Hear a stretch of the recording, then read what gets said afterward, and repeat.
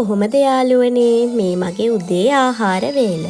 කැකුළු හාල් බත් එක්ක මුරුංගා කිරි හොදි මාළු මිරිස් ලූණු කරවල එකට දාලා හදපු බැදුමකුයි තියෙනවා.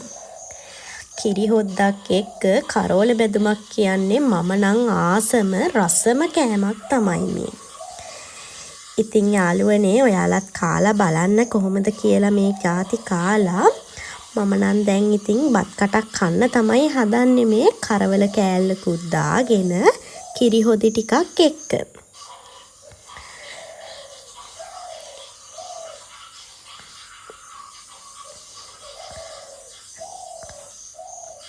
අලුත් වීඩියෝ එකකින් නැවත හමු වෙමු යාළුවනේ.